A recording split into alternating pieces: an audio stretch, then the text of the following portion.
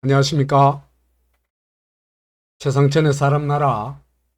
오늘은 4월 10일 총선거를 어떻게 바라볼 것인가. 여러 사람이 얘기하고 있습니다만 이거는 사실 엄중한 체제전제이다. 대한민국을 지켜냈냐, 아니면 종북 세력, 종북 수령에게 권력을 넘겼냐, 이 싸움이다. 그래서 이 체제 전쟁을 냉엄하고 객관적으로 이해하기 위해서는 우선 이 나라, 대한민국이란 나라의 역사와 정체성에 대한 이해가 필요합니다. 그래서 오늘은 그 첫 번째로 한국이 어떻게 해서 자유민주주의의 길을 걸어와가지고 세계적으로 이 선례가 없는 전인미답을 길을 걸어와가지고 지금 문화시대를 선도하는 그런 국가가 됐느냐, 이걸 먼저 이야기해 보도록 하겠습니다. 자, 이번 40 총선은요, 어느 선거나 다 의미가 있지만 이번 선거는 각별한 의미가 있습니다. 왜 그러냐 하면요, 해방되고 한 몇 년 동안은 좌우파의 진영 대결이 있었죠. 그렇죠.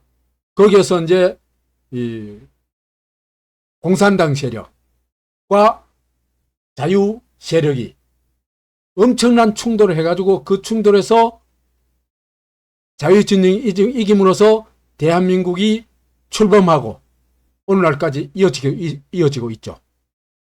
근데 지금 70여 년이 지나가지고 또다시 엄청난 좌파 우파의 진영 대결이 지금 일어나고 있고, 그 현장이, 그 맞부딪히는 현장이 4월 10일 총선거입니다. 그래서 이 문제를 좀 우선 짚어보고 얘기하도록 하겠습니다. 좌우 대결이라고 그러는데, 진영 대결이라고 그러는데, 근데요, 좌파와 우파는 성격이 굉장히 다릅니다. 그러니까 해방 직후의 좌파 우파와 오늘날의 좌파 우파는 본질적으로 다릅니다. 해방 직후의 좌파나 우파는 다 민주주의가 뭔지도 모르고 자유가 뭔지도 몰랐어요.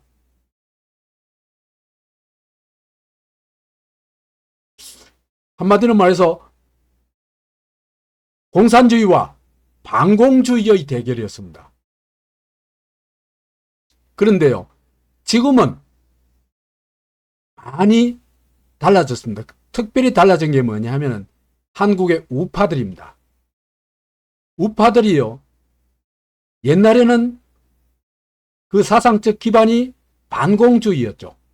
그리고 반공 독재를 당연하게 여기고 옹이하고 그걸 지지한 사람들이라고 할 수 있습니다. 근데요, 이 한국의 우파들은 87년 민주화 이후에 의식 전환이 일어납니다.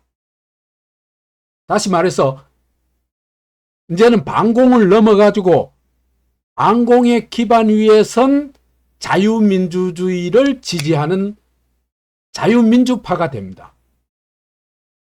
그렇다고 이 사람들이 반공을 벗어나거나 거부하거나 한 게 아니에요. 자유민주주의가 반공의 기반 위에 있을 때 공고해진다는 걸 너무나 잘 알고 있는 사람들이 이 사람들이라고 할 수 있습니다. 그러니까 우파는 지금 민주주의 세력이다. 이렇게 볼 수 있는 겁니다.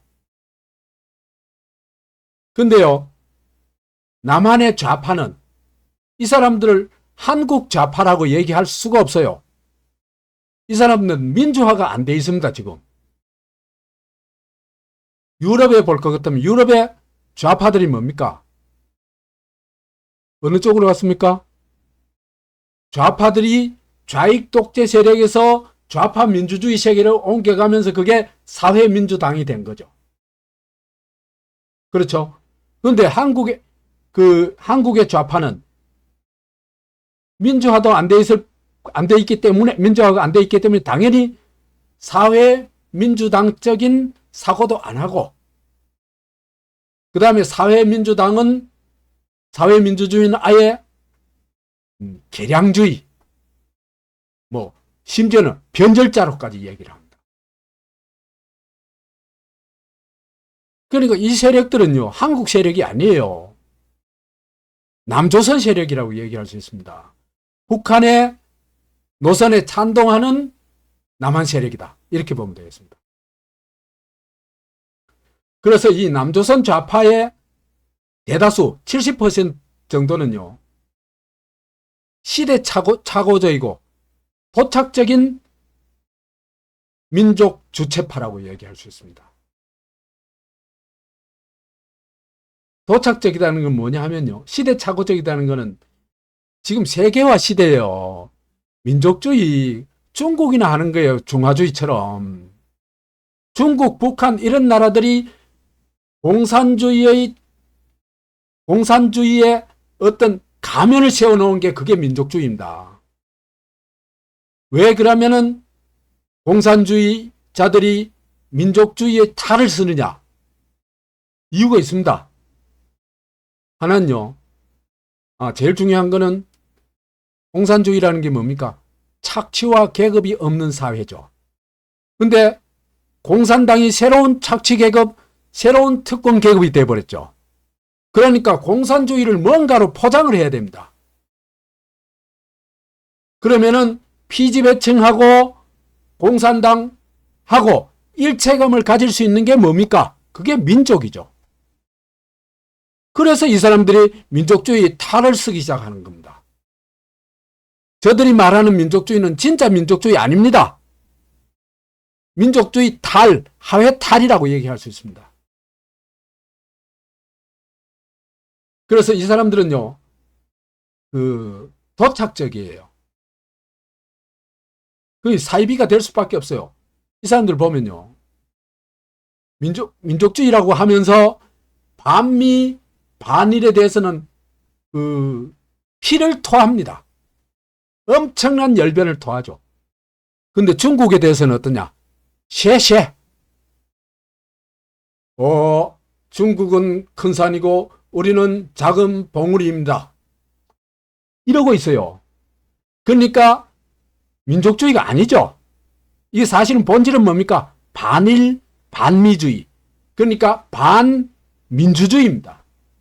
이 민족주의 탈이 뭐냐? 핵심이 뭐냐? 반민주주의다. 이겁니다. 그래서 이들이 숨기려고 하는 건 뭡니까? 종북주사파의 본질을, 그들의 실체를 숨기려고 하는 겁니다. 그리고 이 민족주의라는 거요, 뭐 사상이고 뭐고 아무것도 없어요. 일차원적 핏줄주의예요. 니하고 내하고 같은 핏줄이다. 그것까지 오늘날 일체감을 찾는 건 너무나 저급한 수준이죠. 그렇죠? 있잖아요. 그죠? 차원이 다른 세계의 어떤 동포감, 동질감, 유대감을 찾는 게 있어요. 차원이 세 개가 있어요.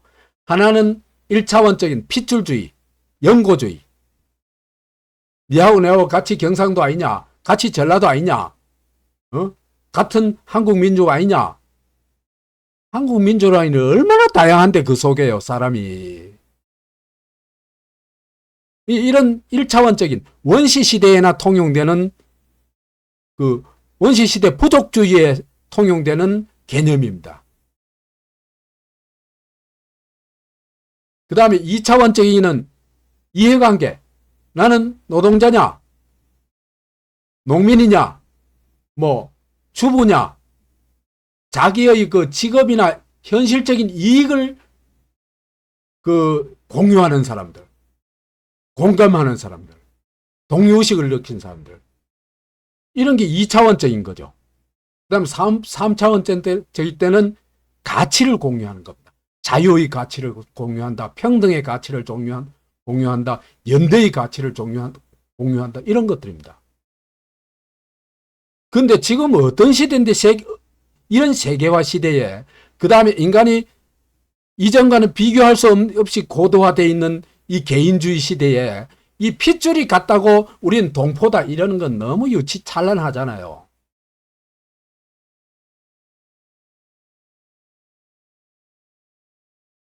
그래서 이런 건 가족주의, 한계례주의 이런 건 이제는 좀 벗어나야 된다. 그 다음에 종북 좌파들이 가지고 있는 민족 주체 사상, 이게 본질이 뭐냐? 민족을 집단으로 하나의 유기체로, 하나의 인격체로 보고 있습니다. 그럼 필연적으로 이거는 뭡니까? 전체주의로 갈 수밖에 없습니다. 왜?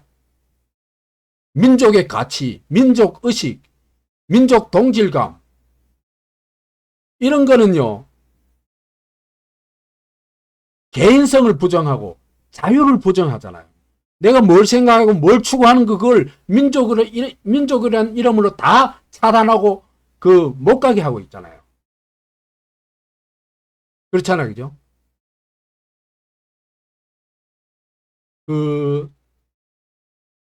그러면 결국 민주주의도 부정하게 되겠죠. 그래서 이건요, 독일에서 나온 국가사회주의가 독일 민족주의에 기반하고 있죠. 그렇죠? 요거하고 똑같은 겁니다. 그게 나치죠. 그렇죠? 그래서 이 북한의 주체사상의 그 사상적 핵심은 뭐냐? K-나치. 한국형 나치다는 겁니다. 이걸 똑바로 알아야 됩니다. 이 K-나치가 극단화해가지고 이 민족의 위대한 지도자를 태양으로 섬기는, 태양신으로 섬기는 신국체제를 가지고 있습니다.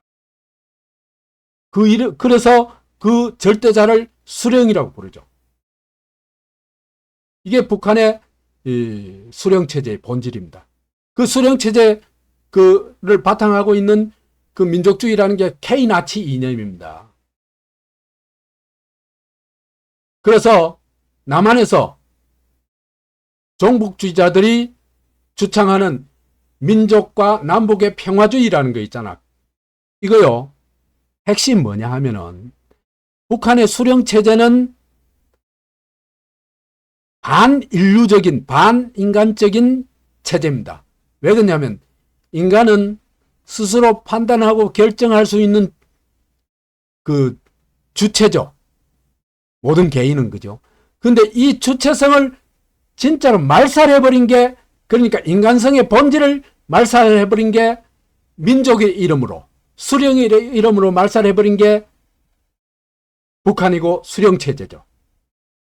이런 수령체제를, 북한의 체제를 평화란 이름으로 인정하고 그 사람들과 손잡고 뭘 해보자, 이 얘기입니다. 이 얘기는 뭡니까? 북한 체제를 유지하자, 보호하자, 보장해주자, 이 얘기입니다.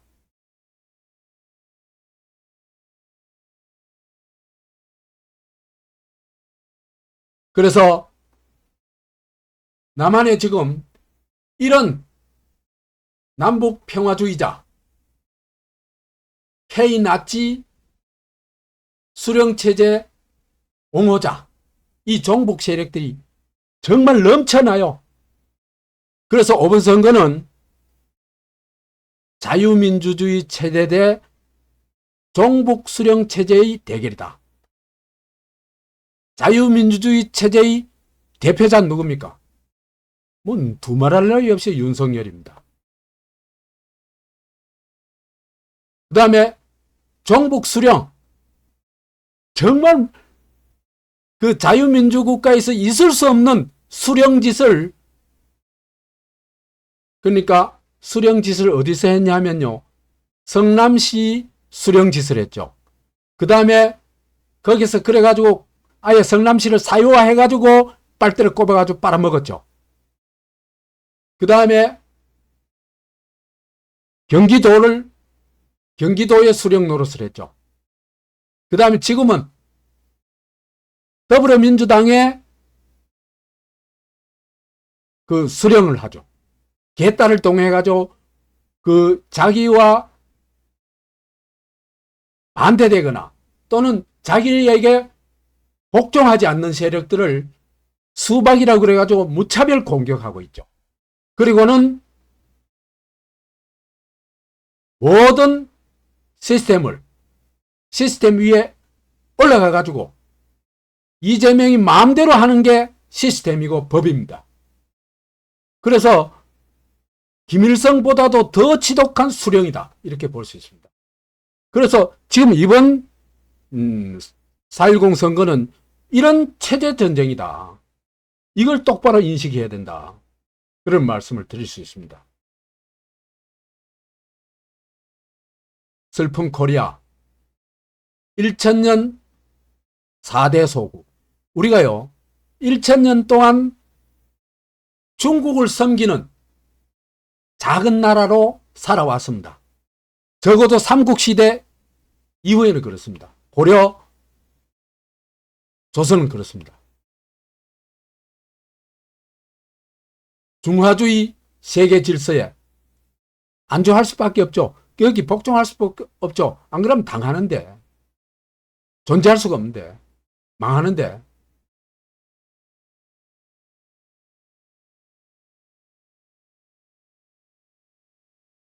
그 다음에 그런 와중에서도요, 우리가 엄청난 하나의 이 새로운 전기를 마련했는데, 그게 한글 창제입니다. 있잖아요, 그죠? 그래가지고 중화주의의 바탕이 뭡니까? 한자 문명입니다. 한자 문화고 한자 문명이에요. 그것에서 벗어나가지고 독자적인 문명을 만들어낼 수 있는 문자와 언어를, 문자를 가져가지고 독자적인 언어 독립을 할 수 있게 된 겁니다. 그런데 이 소중화에 빠져있는 얼빠진 인간들이 이걸 결사반대했죠. 그래가지고 한글 문화가 말하자면 주류 문화가 되지 못하고 피지배층 일부에서 사용되는 언어로 국한됐습니다.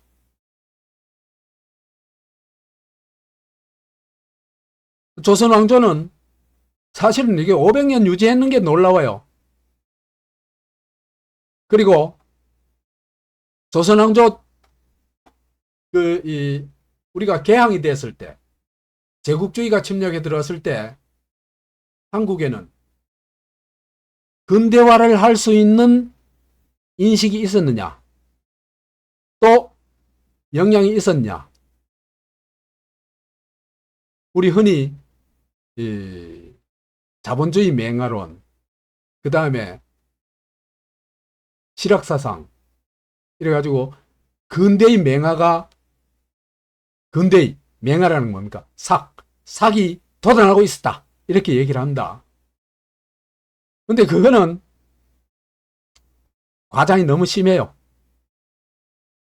솔직히 근대화 영향 거의 없었다, 이렇게 볼 수 있습니다. 그럼 일본은 그러면 근대화 영향이 엄청나게 있었냐? 일본도 엄청나게 있지는 않았어요.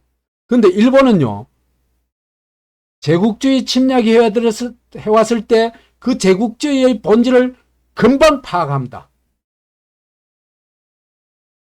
왜?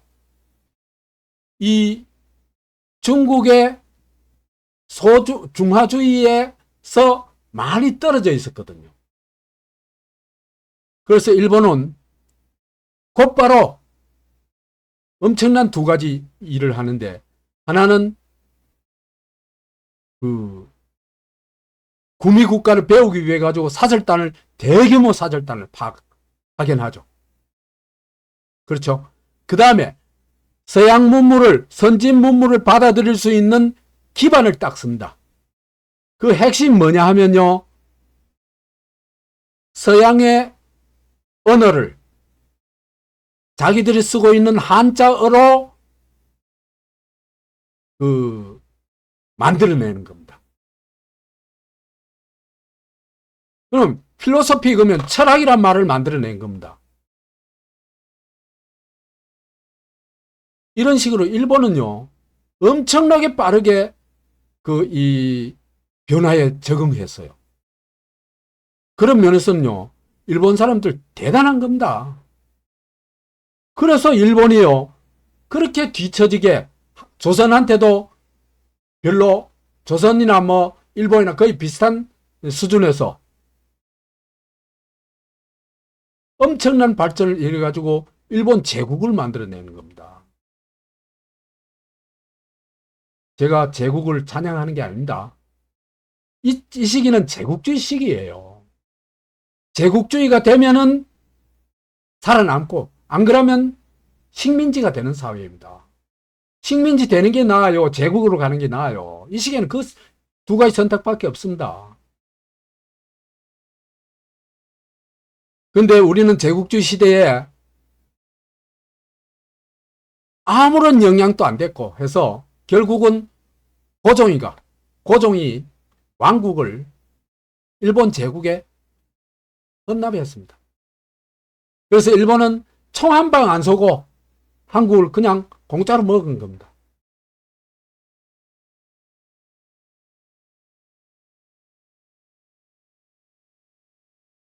일본 제국의 식민지배 이 시대에는 주권은 박탈당했죠.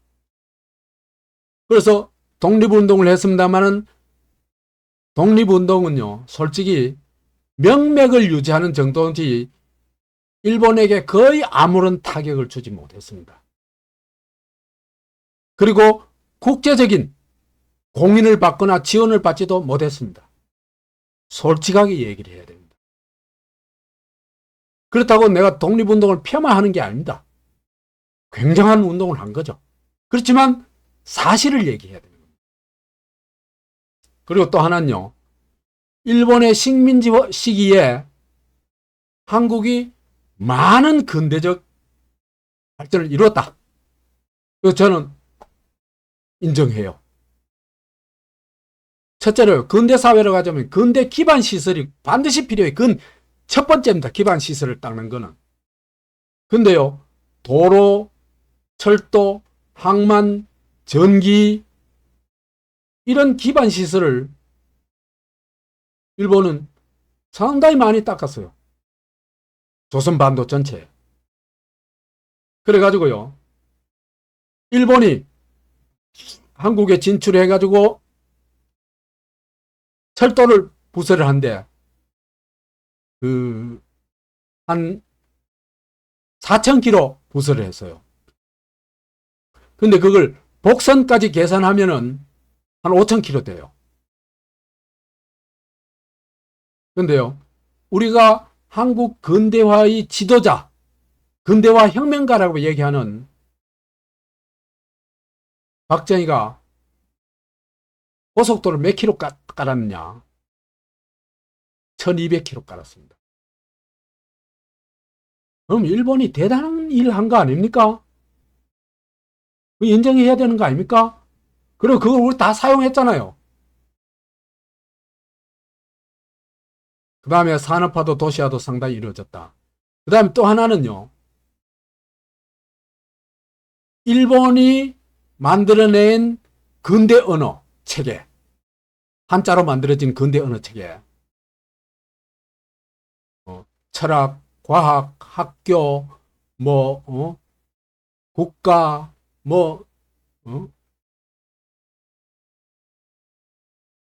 여하튼 이런 우리가 그 개념어들 있잖아요. 개념어, 추상어들은요, 일본이 거의 만든 걸 그대로 사용하고 있어요, 우리가. 이거는 한국의 발전에 엄청난 자산이 됩니다.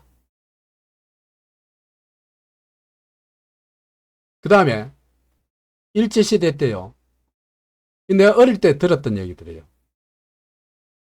한국 사람들이요, 그때 일제 말기에 외놈 다 됐다 얘기했어요.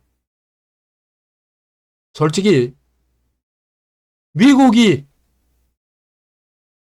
해방시키지 않았다면 자력으로 해방할 능력도 없었고 우리의 정체성을 외칠 정도도 안 됐다. 그 다음에요, 내가 어릴 때 들었던 얘기들인데 일본 놈 나쁜 놈이다 이런 얘기 거의 없었어요. 내가 솔직히 얘기하는 겁니다. 일본 사람들 틀림없다, 친절하다, 정직하다 이런 얘기들만 들었습니다.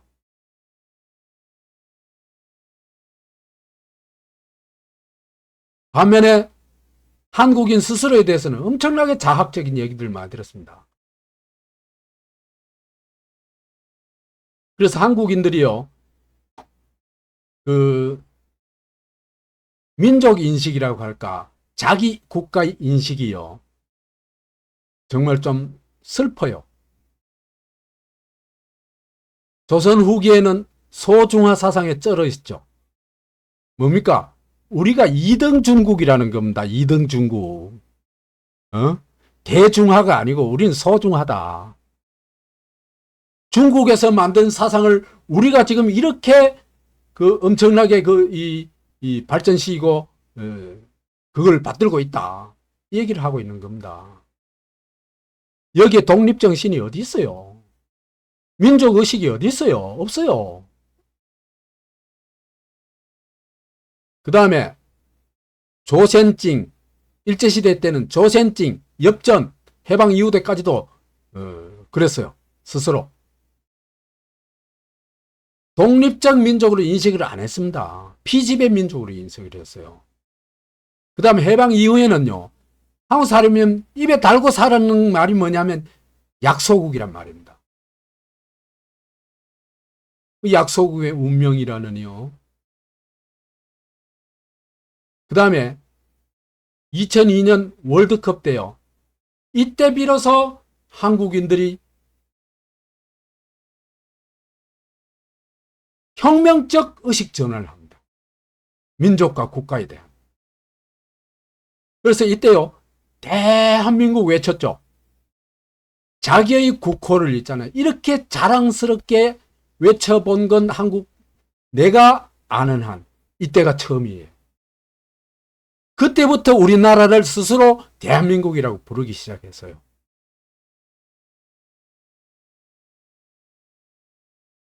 그러면 해방 이후에 우리가 어떻게 이렇게 스스로 대한민국을 외칠 정도로 발전했고 우리 스스로 자기 평가가 고양됐느냐. 거기에 써 있어서, 그죠? 결정적 역할을 한 거는 미국입니다. 한국이 반공에 기반한 자유민주주의 국가로 갈 수 있는 기반을 미국이 제공했다. 이렇게 볼 수 있습니다. 안 그러면은 나는 지금도 한국이 자유민주주의 국가가 됐을 가능성은 없다고 봅니다. 왜 그러냐면요, 한국은 자유라는 개념이 없는 나라예요. 없었어요. 개인이란 개념도 없었어요. 원시적 결의주의, 민족주의, 그 다음에 모든 걸 신분 질서로 보는 신분주의, 상하관계로 인간관계를 봤지, 인간관계를 독립적 개인의 평등한 관계로 보는 시각은 어디에서도 없었습니다.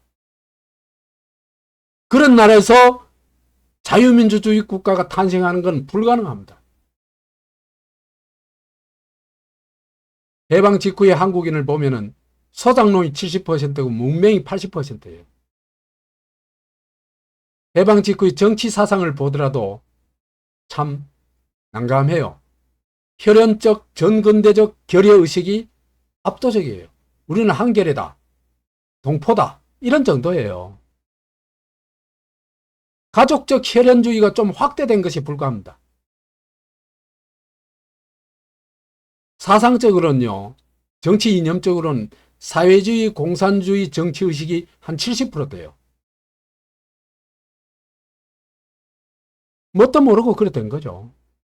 그런 반면에 개인주의, 자유주의, 민주주의적인 어떤 의식이나 문화가 있었느냐?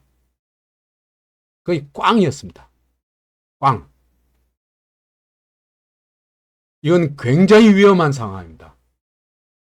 이건 어떤 독일의 히틀러 체제 있잖아요. 그죠? 그 핵심 뭡니까? 내셔널리즘하고 소셜리즘이 결합한 겁니다. 그 흔히 국가사회주의 또는 민족사회주의라고 얘기합니다. 그게 나치입니다. 나치. 내셔널리즘과 소셜리즘이 합친 거, 그게 나치예요. 그리고 그런 걸 이념화한 당이 국가사회주의 독일 노동자당, 나치당이죠. 한국은요, 딴 나라가 개입하지 않더라도 민주적으로 가기보다는 아마 국가사회주의로 갔을 가능성이 내 생각에는 90% 이상입니다.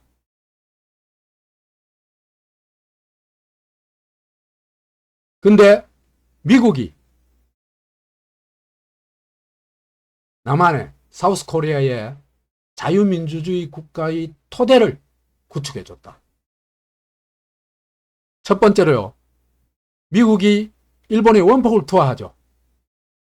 그래가지고 소련이 한반도 전체, 그 다음에 일본을 점령한 걸 막았습니다. 원자폭탄 아니면 막을 수가 없었어요. 그래서 소련한테 제안해가지고 일본은 물론이고 한반도 38선 이남을 미국이 진주할 수 있었던 겁니다. 그래서 38선을 끈 게 이게 한국에게는 구원의 길이었다. 자유의 길이었다. 그래 얘기할 수 있습니다. 그래서 원폭 투하해가지고 38선 분할하고 미 군정 3년이 아니었으면은 한반도 전체는 공산화, 나치의 길을 가는 걸 막을 수 없었다. 이렇게 보고 있습니다. 근데 북은요, 소련이 점령한 북은 결국 공산화, 공산 독재를 통해 가지고 이제 수령 독재 체제로 간데 이게 국가 사회주의죠. 그 기반이 뭡니까? 아까 말했던 민족주의입니다. 민족주의는 굉장히 위험한 사상입니다. 그걸 알아야 됩니다.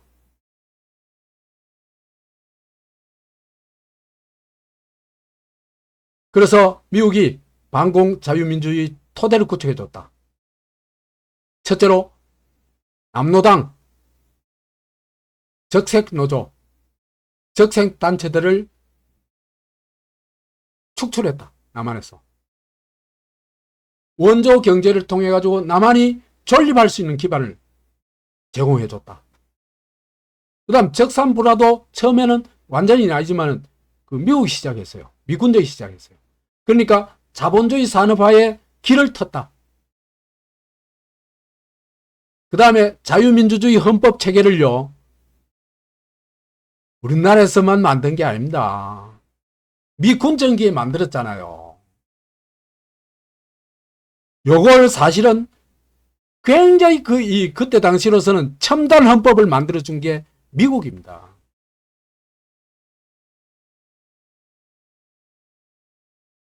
그리고 50선거에서 자유와 민주주의의 맛을 보여줬죠. 그때 말이죠. 누구나 선거할 수 있었습니다. 빨갱이들, 일부 빨갱이 빼고는. 그리고 대한민국 정부 수립을 지원했죠. 그래서 반공체제를 통해서 공산주의가 발을 붙이지도 못하도록 하고 그 기초 위에서 자유민주주의를 세워나간 겁니다.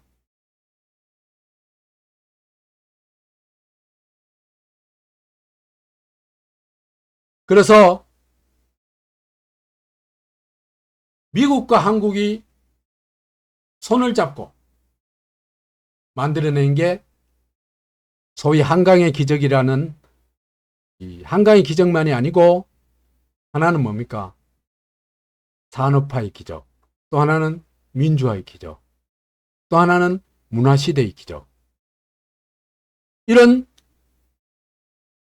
기적을 일으킨 힘은요, 우리 민족 내부에도 있어요.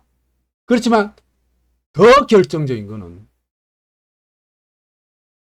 미국의 역할이다. 봅시다. 김일성 집단 6.25 남침, 미국 아니면 퇴치할 가능성은 0%, 하나도 없습니다. 그 다음에 한미동맹을 통해 가지고 있잖아, 그죠?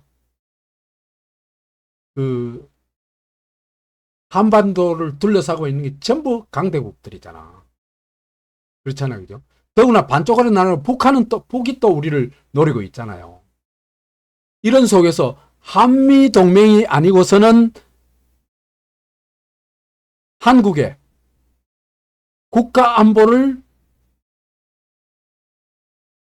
해낼 수가 없고, 따라서 국가 안보가 불안하면 안정도 불가능하겠죠. 그러니까 한미동맹이 한국의 안전과 안정을 확보해주는 결정적인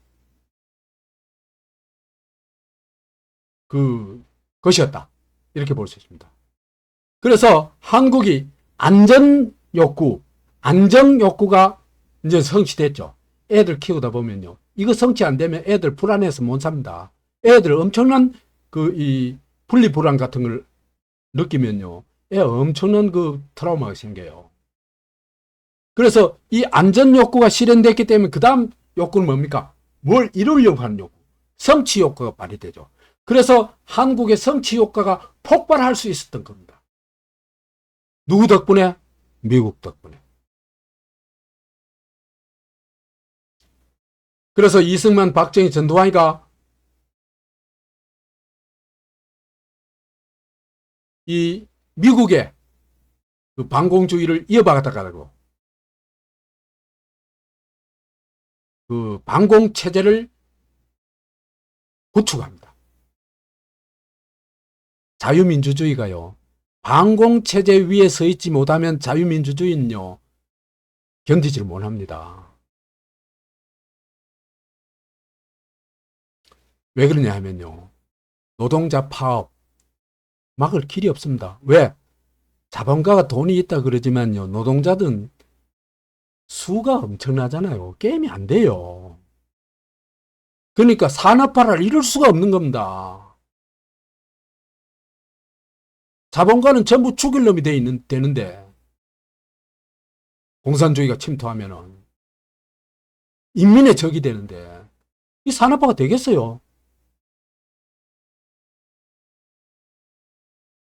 그 다음에 민주주의도 안 됩니다. 인민재판식으로 모든 걸 다 해결해요. 그러니까 공산주의가 침투하면요, 자유민주주의는 시장경제도 민주국가도 불가능합니다. 그렇기 때문에 자유민주주의를 만들어내고 튼튼하게 하기 위해서는 반드시 반공체제를 그 기반에 깔아야 됩니다. 그래서 이승만, 박정희, 전두환의 반공독재가 잘한 것이다, 이렇게 볼 수는 없지만은 불가결했다. 이거 안 했으면은 오늘날의 자유민주주의 국가, 오늘날의 고도산업국가는 없었다, 이렇게 얘기할 수 있습니다. 역사학이 정말 이 문제에 대해서 깊이 성찰해야 됩니다.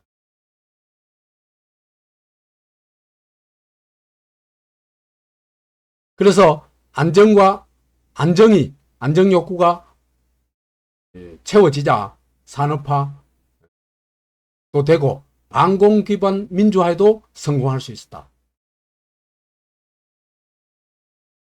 자, 이런 코메리카 기적의 결정적인 역할을 한 게 누구냐? 한국인의 노력 물론 있습니다. 큽니다. 근데 그거 제외해놔놓고 얘기할게요. 보세요. 이건 내 나중에 또 한번 그 깊이 얘기를 할 겁니다. 지금 오늘은 뭐 이게 주제가 아니니까. 미국과 일본의 경제 기술 도움이 엄청나게 컸다. 미국이 무상 원조 한 39억 달러, 유상 원조 한 15억 달러, 그래가지고 약 54억 달러를 제공해 줬습니다.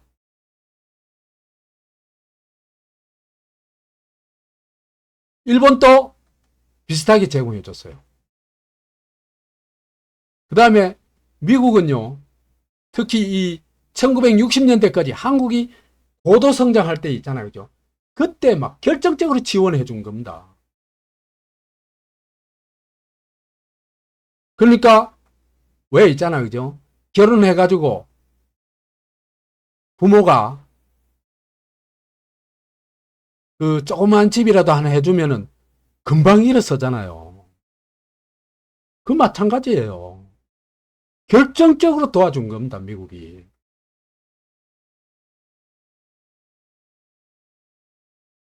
그래서 이 원조를 보면요. 1945년에서 1999년까지 50몇 년 동안에 총 126억 달러를 원조를 받았는데 그 중에 미국과 일본이 83%, 미국이 약 54억 달러, 일본이 50억 5천만 달러. 일본도 많이 도왔죠. 이걸요, 하려면 반일하는 거 좋아요. 이거 얘기하고 해요. 도움을 받았으면서 일본 제품 안 쓴다? 막 이유도 없어요.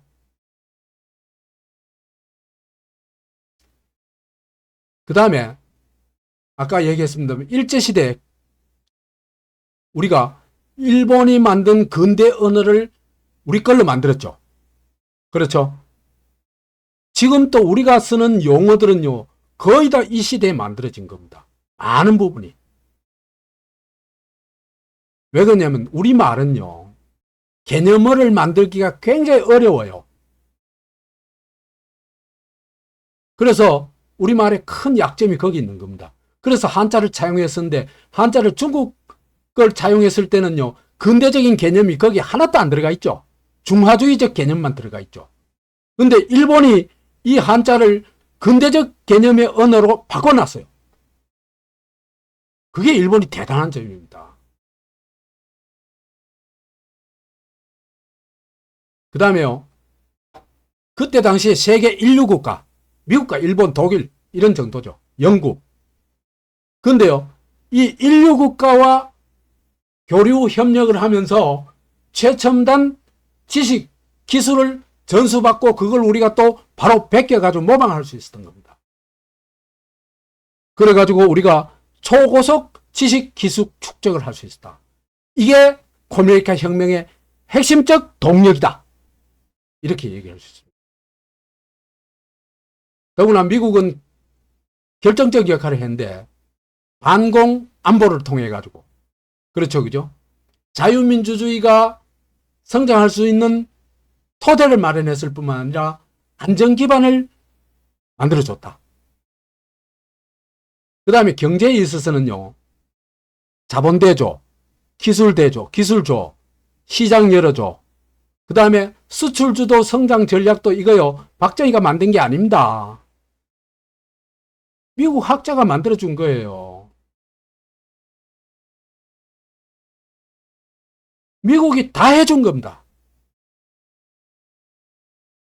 그 다음에 한미일 협력 체제를 통해 가지고 일본의 선진 지식이나 제조 기술들을 그냥 그대로 흡수할 수 있었던 겁니다. 이런 한미일 협력 체제에 우리가 들어감으로써 정말 낙후되어 있는 뭡니까? 세계에서 가장 낙후되어 있는 국가가 그죠? 갑자기 미국과 일본 같은 거대 선진국하고 같이 협력하게 되면서 그죠? 선진국으로 빠르게 발전하고 국제사회 리더십까지 얻게 됐다.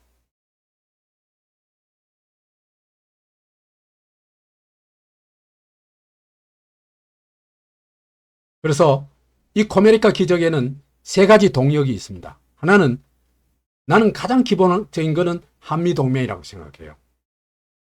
이 한미동맹이 확장된 것이 한미일 협력체제죠.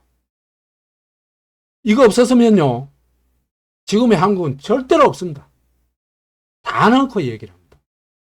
북한 꼬라지 나설지도 몰라요. 지금 우리가 북한 꼬라지로 살고 있을지도 몰라요.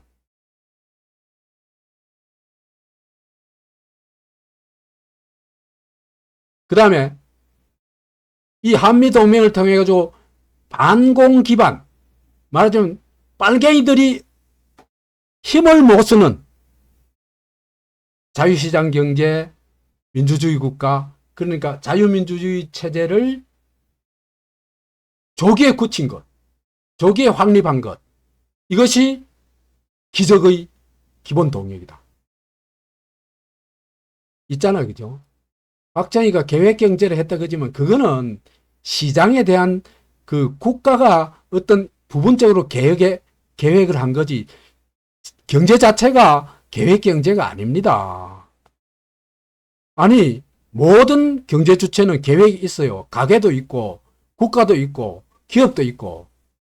근데 그걸 계획경제라고 얘기할 수 없어요. 계획경제라는 건 배급경제까지 포괄될 때 그런 사회주의적 계획경제라고 얘기할 수 있죠. 자유시장 경제가 이제 약간의 어떤 제한을 가진 자유시장 경제다, 이렇게 볼 수 있습니다. 그 다음 또 하나는요, 우리가 일본이 만들어준 근대적 언어, 그 다음에 우리말의 섬세한 어떤 그 구별해내는 능력, 그 다음에 외래어를 일본어든 미국어든 중국의 한자든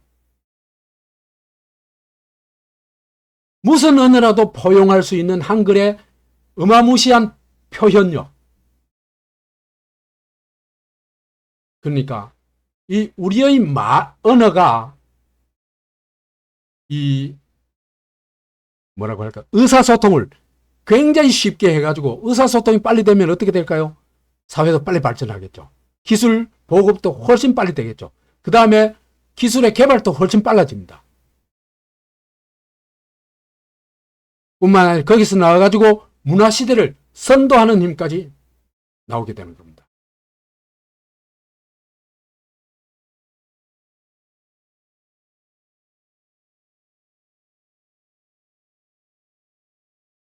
자, 그래가지고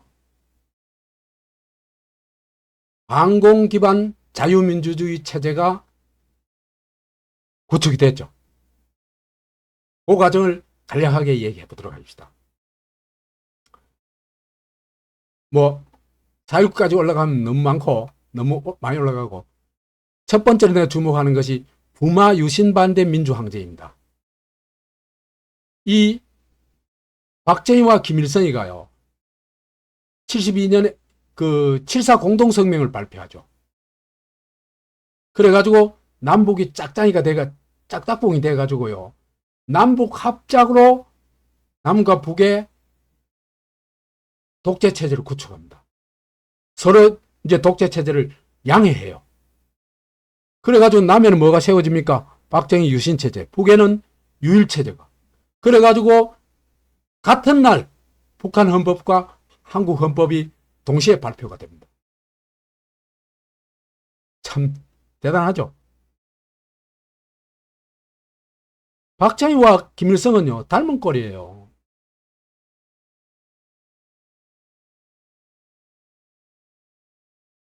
그래서 이 부마 항쟁은요, 이런 유신 체제, 그러니까 이 거의 북한의 수령 체제와 거의 비슷한 이 유신 체제는 자유민주주의를 극도로 제한한 반공 독재 체제입니다. 이걸 타파해버렸죠. 그래서 한국 민주화운동, 민주주의 발전사에 있어서요, 나는 4.19 혁명과 이 부마 항쟁이 양대 산맥이라고 생각합니다.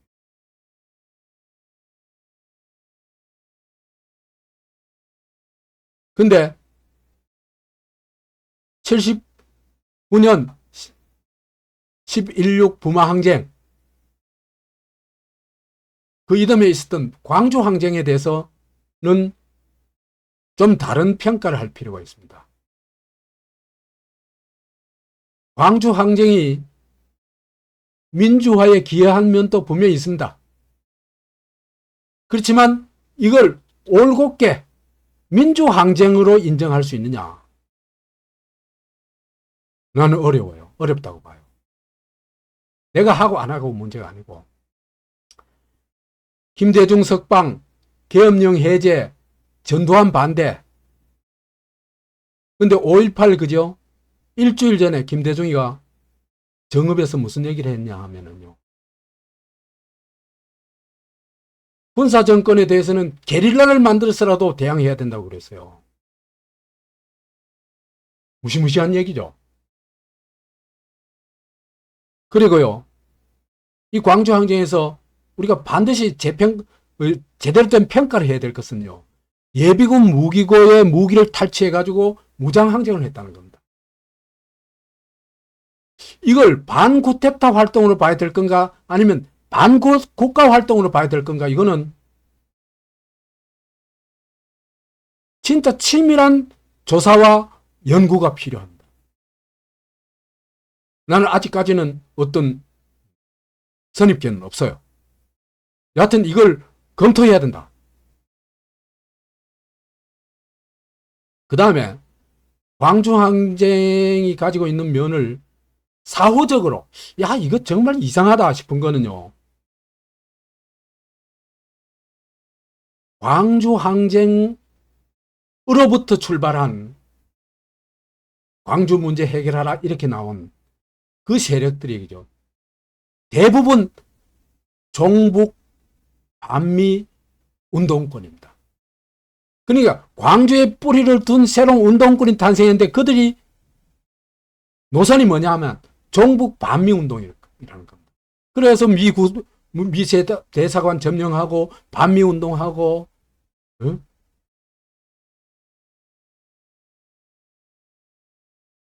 그 미문안에 불 지르고 이러는 겁니다. 그리고 이들이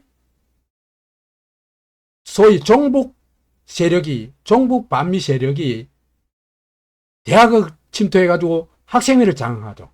전대엽 한 총련. 그 다음에 민노총은 이건 반미 소굴입니다. 그 다음 전농도 마찬가지. 이들은요, 자유민주주의를 120% 활용해가지고 반자유민주주의 종북운동을 하고 있어요. 이들을 어떻게 할 건가? 나는 국가보안법을 되살려야 된다고 생각해요. 이 세력들이 준동하면요, 나라 안 됩니다.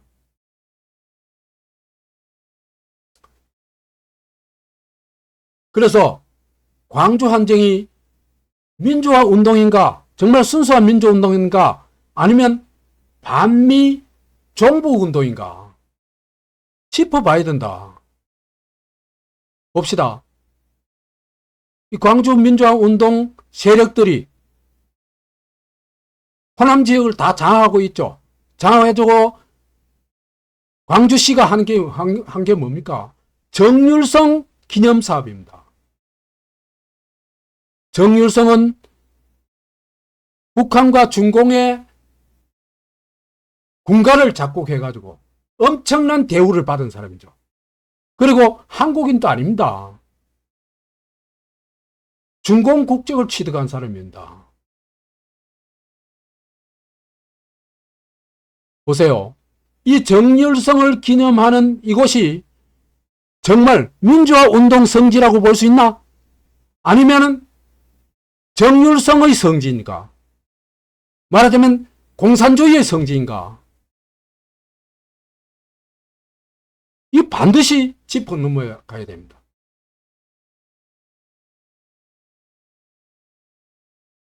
(87년 6월) 주권항쟁, 대학생과 야당이 합해가지고 직선제 쟁취운동을 했죠. 그래가지고 여기에 민주시민, 자유민주파가 대거 합류하죠. 그래서요, 이 6월 항쟁은 굉장히 큰 의미가 있었어요. 이 직선제 쟁취운동에 앞장선 것은 좌파들도 있어요. 좌파들이 상당한 역할을 한 건 사실이에요. 근데 이들이 지향하는 바는 자유민주주의가 아닙니다. 사회주의 내지 공산주의를 만들려고 하는 겁니다. 이들이 공부한 책들이 다 그래요. 주체사상 아니면 막스 레닌주의예요. 이들 좌파 운동권을 시민들이 압도해버린 겁니다. 그러니까 얘들이 객소를 못한 겁니다. 얘들이 주도권을 가져갔으면요, 한국의 자유민주주의 국가로 가는 게 아니라 사회주의로 갔어요. 그래서 직선제를 쟁취하고 자유민주주의 체제가 정착하게 됐다. 그래서 노태우 과도기를 거쳐가지고 김양선 정권 때 와가지고 자유민주주의가 확립됐다. 그래서 반공 독재로 회귀할 수 있는, 그 다음에 부패 사회로 만들 수 있는 핵심적 제도를 없애버렸죠. 하나회 청산하고 금융실명제를 실시했습니다. 그 다음에 광주 사태도 진상규명을 하고 광주 민주화운동으로 공인을 해줬습니다. 그런데요, 한국의 종북 좌파들은, 일반적으로 좌파들은, 김대중은 영웅화해요. 5억 달러를 퍼줬든 말든 상납했든 말든. 근데요, 김영삼은 철저히 부정하고 죄인화해요. 근데 그런 좌파들의 프로파간다가 성공했어요. 나는 한국 민주화에 중대한 역할을 한 사람이 김영삼이라고 인정을 해요.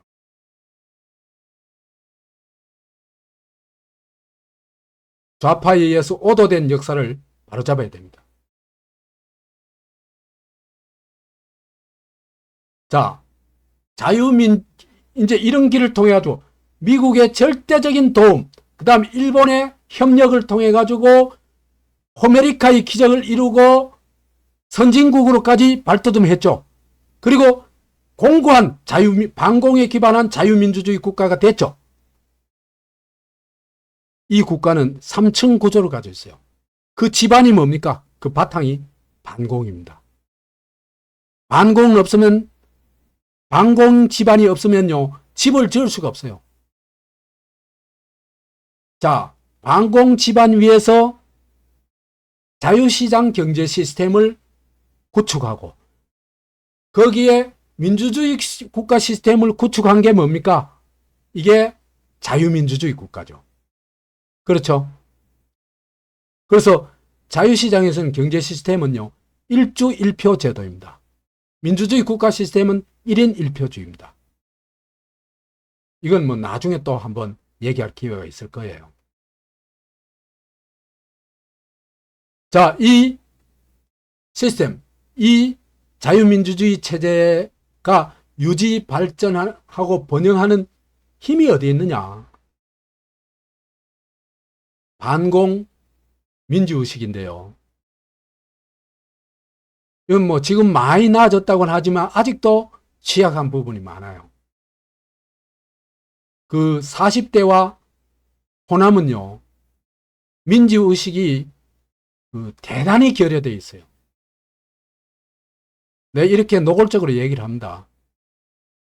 굉장히 집단주의적이고 전체주의적이고, 그 다음에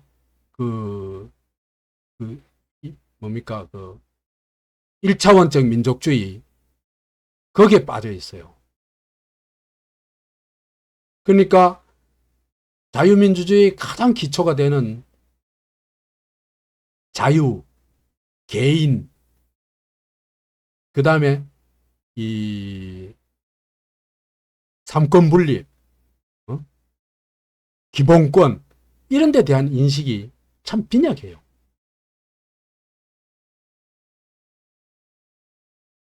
그래서 호남이 민주화에 일정하게 기여한 건 사례지만 호남은 지극히 비민주적이다. 이래 얘기할 수 있습니다. 그래가지고 일당 독재가 계속 유지되고 있죠. 그 다음에 한미동맹과 한미일협력체계, 그 다음에 한국어, 이건 아까 얘기했죠. 그래서 이 세 가지는 반드시 지켜내고 발전시켜야 된다. 이렇게 얘기할 수 있습니다. 그러나 자유민주주의 체제의 결정적 취약점이 있어요. 양극화를 막을 수 없다는 겁니다. 시장 경제가 가지고 있는 필연성이죠. 근데 그러면 이 양극화에 대한 대책이 있어야 될 거 아니에요. 그죠? 근데 그 대책이 부실할 경우에는 어떤 일이 일어나느냐? 체제 붕괴 증상, 붕괴 현상이 일어납니다. 범죄율이 엄청나고, 그 다음에 사람들이 마약에 취하고, 그 다음에 한국적 현상으로는요, 세계 최고의 자살률, 그 다음에 세계 최저의 출산율을 보이고 있어요. 나 싫다. 이런 사회 싫다. 그냥 세상을 등져버리는 거예요. 또 나야 이 사회에 어쩔 수 없이 살지만은 난 자식 낳는 건 그거는 자식한테 이런 사회에 살도록 하고 싶지는 않아. 그러면 우리나라의 이 양극화 대책이 대단히 부실하다는 얘기죠. 그죠? 이 반드시 고쳐야 됩니다. 제대로 된 걸로. 이럴 때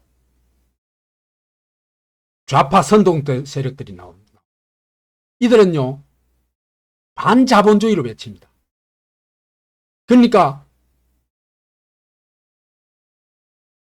민주주의를 반대하는 게 아니에요. 자유를 반대하는 게 아니에요. 자본주의를 반대하는 것처럼 얘기를 하는데 사실은요, 시장 경제가 없으면 민주주의도 존립할 수가 없어요. 왜 그러냐 하면요, 이 반자본주의파들이 추구하는 기본 가치가 뭡니까? 평등이죠. 그죠? 이 평등은요, 예를 들어서 임금의 평등을 꼽아봅시다. 이거는 절대 권력이 없으면은 평등이란 체제가 유지되겠어요. 그러니까 반자본주의라는 말에는요, 절대 독재가 내포되어 있습니다. 이걸 우리가 알아야 돼요. 잘못하면 속습니다. 이런 선동 세력이 반자본주의 선동을 하고 또 하나는요, 민족주의 선동을 해요. 한국에서 특히 잘 먹혀 들어가죠. 한미일 협력 체제를 어떻게든지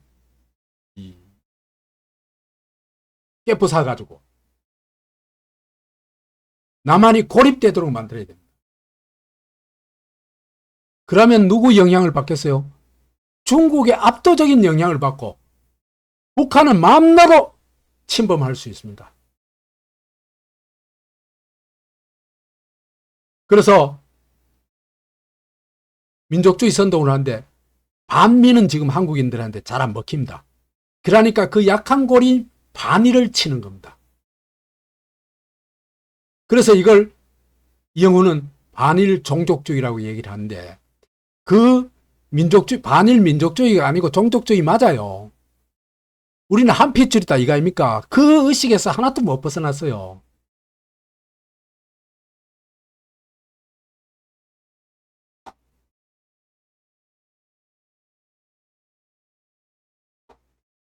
그 다음에 이렇게 되면요, 사람들한테 반공의식이 붕괴됩니다. 그러니까 반공의식이 있어야 자유민주주의를 수호하겠다는 의지가 생겨요. 빨갱이들을 설치면 우리는 자유를 잃어버리게 돼. 시장경제도 망해. 민주주의도 망해. 저놈들은 안 돼. 저놈들은 어떻게든지 축출해야 돼. 이런 의지가요, 없어져 버려요. 누구를 요구합니까? 그때부터 누구를 요구합니까? 하나는 정권을 요구하고, 하나는 엉뚱하게 일본을 요구하고, 또 하나는 국내의 자본가, 재벌을 요구하고. 그러다면 이 체제가 유지될 수 있겠어요? 내가 재벌 옹호한 사람 전혀 아닙니다. 재벌도 혁신을 해야 됩니다. 그렇지만 부정해서는 안 됩니다. 존재를 부정해서는 안 됩니다. 그래서 이 좌파 선전선동이 먹혀 들어가려면 반공 집안이 자체가 붕괴되어 버립니다. 이 집안이 무너지면 땅이 꺼지는데 건물이 온전할 수가 있겠습니까? 자유민주주의 체제도 내려앉고 대한민국도 망한다. 지금 우리가 그 문제에 직면해 있다. 이렇게 볼 수 있습니다. 이번 선거에 대한 우리들의 인식은 여기에서 출발해야 될 것 같다고, 출발해야 된다고 저는 보고 있습니다. 마치겠습니다.